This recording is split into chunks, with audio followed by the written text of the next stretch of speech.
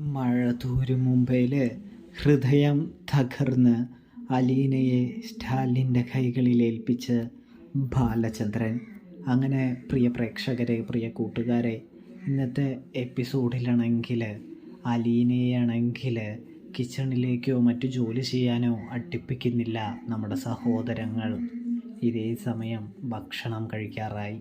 അലീന പോകുന്നത് കൊണ്ട് തന്നെ ഒരുപാട് സാധനങ്ങൾ നമ്മുടെ സഹോദരങ്ങളായ ബബിതയും കൃഷ്ണമോളും ഉണ്ടാക്കി വെച്ചിട്ടുണ്ടെന്ന് കാണാം.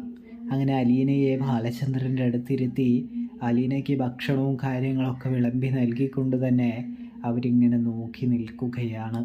ഇതേ സമയം നിങ്ങൾ എന്താടി നോക്കി നിൽക്കുന്നത്, രണ്ടുപേരും ഇരിക്കി എന്ന് പറഞ്ഞുകൊണ്ട് അലീന അവരെ ഒപ്പം ഇരുത്തുന്നുണ്ട്. കൂടാതെ രണ്ടുപേരും തനിക്ക് വേണ്ടി ഒരുപാട് കഷ്ടപ്പെട്ടിട്ടുണ്ട് എന്ന് പറഞ്ഞു തുടങ്ങുകയാണ് അലീന.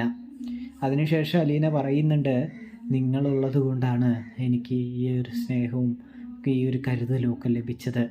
ഞാനിവിടെ വരുമ്പോൾ വെറും വേലക്കാരിയായിരുന്നു.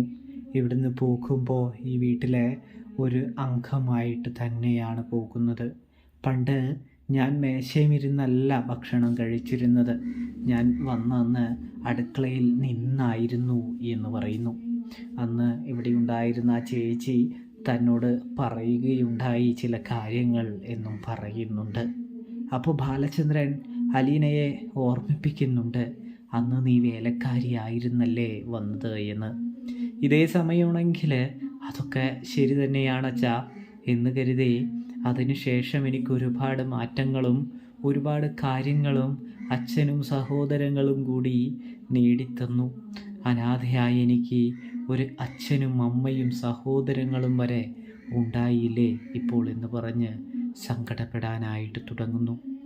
അതേസമയം നമ്മുടെ കൃഷ്ണമോളും ബബിതയും പറയുന്നുണ്ട്, അതിന് ആരും പറഞ്ഞില്ലല്ലോ പോകാനായിട്ട്, സ്വയം ഇഷ്ടത്തിന് പോകുന്നതല്ലേ, ഞങ്ങൾ ആരെങ്കിലും നിർബന്ധിച്ചോ എന്ന് പറയുകയാണ്. ഇല്ല, നിങ്ങളാരും നിർബന്ധിച്ചില്ല, അതുതന്നെയാണ് എന്നെ ഇത്രയധികം സങ്കടപ്പെടുത്തുന്നതും എന്ന് പറയുന്നു. ഞാൻ പോകുന്നത് നിങ്ങളുടെ മനസ്സിൽ വല്ലാത്തൊരു മുറിവായിരിക്കുമല്ലേ എന്ന് ചോദിക്കുന്നതും കാണാനായിട്ട് കഴിയുന്നു, സാധിക്കുന്നു. അങ്ങനെ നമ്മുടെ അലീനയാണെങ്കിൽ തൻ്റെ മുറിയിലേക്ക് ചെല്ലുകയാണ്. മുറിയിലേക്ക് ചെല്ലുമ്പോൾ കാണുന്നത് സ്വർണ്ണ വളയും സാരിയുമൊക്കെ തന്നെയാണ്.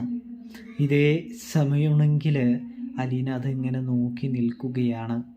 മൊത്തം അതെടുക്കാതെ മാറി നിൽക്കുകയും താൻ തൻ്റെ ഡ്രസ്സിട്ട് പോകാമെന്ന് അലീന വിചാരിച്ച് ചിന്തിച്ച് നിൽക്കുന്ന ആ സമയം മുറിയിലേക്ക് കൃഷ്ണയും ബബിതയും കയറി വന്നിട്ട് പറയുകയാണ്, അച്ഛൻ പറഞ്ഞു ചേച്ചിയെ ഒരു രാജകുമാരിയെ പോലെ ഒരുക്കാനായിട്ടും അതിനുള്ള സാധനങ്ങളും സാമഗ്രികളും ഒക്കെ അച്ഛൻ ഇവിടെ വെച്ചിട്ടുണ്ടെന്നും, അതുകൊണ്ട് തന്നെ ഞങ്ങൾ ചേച്ചിക്ക് സാരി ഉടുപ്പിക്കാനും മേക്കപ്പ് ചെയ്യാനൊക്കെ ആയിട്ട് വന്നതാണ് എന്ന് പറയുമ്പോൾ അലീന ചോദിക്കുന്നുണ്ട്, നിനക്ക് സാരി ഉടുക്കാൻ അറിയോ എന്ന്.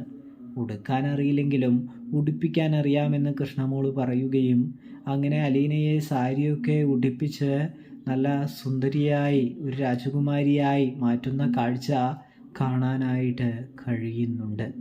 ഇതേ സമയം അലീന ഇങ്ങനെ പോവാൻ റെഡിയായി നിൽക്കുകയാണല്ലോ. അത് കണ്ടിട്ട് ബബിതയ്ക്കാണെങ്കിൽ സങ്കടം നിയന്ത്രിക്കാൻ കഴിയുന്നില്ല. ബബിത മുറിയിലേക്ക് പോവുകയാണ്. ഇതേ സമയം ഇതിനൊക്കെ എത്രമാത്രം നന്ദി പറയണം, എനിക്ക് എൻ്റെ പഴയ രീതിയിൽ പോയാൽ മതിയായിരുന്നു എന്ന് കൃഷ്ണമോളോട് പറയുമ്പോൾ അത് അച്ഛൻ്റെ തീരുമാനമാണ്, അച്ഛൻ പറഞ്ഞതാണ് എന്ന് പറയുകയാണ്.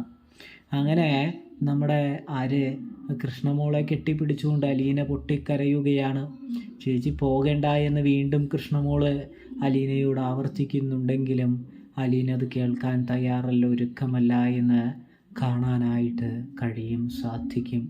അലീന പോയേ പറ്റുകയുള്ളൂ എന്ന തീരുമാനത്തിലേക്ക് എത്തുകയാണ്.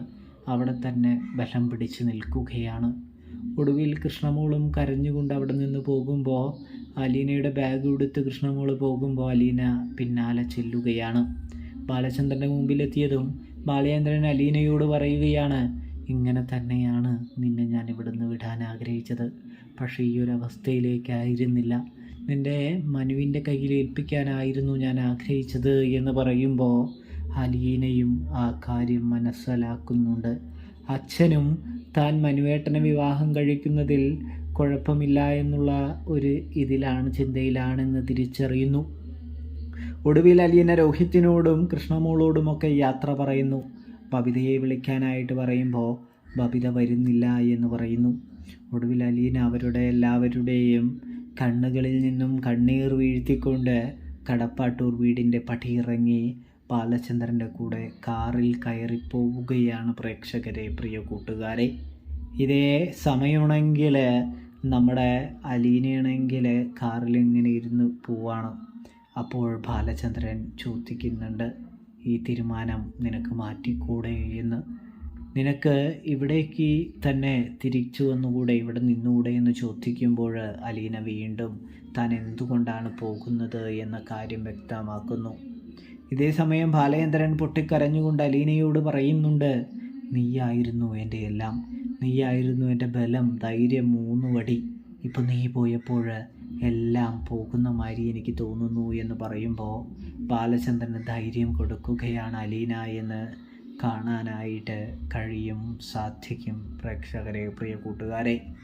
അങ്ങനെ അവർ അവിടെ എത്തുന്നുണ്ട്, അലീനയുടെ അച്ഛൻ്റെ അടുത്ത്, സ്റ്റാലിൻ്റെ അടുത്ത്.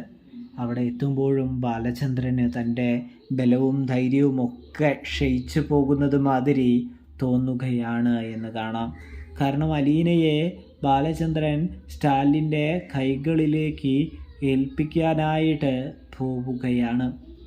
ഒടുവിൽ സ്റ്റാലിൻ ആരാണെന്ന് ബാലചന്ദ്രൻ അലീനയോട് പറയാനായിട്ട് തുടങ്ങുകയാണ്.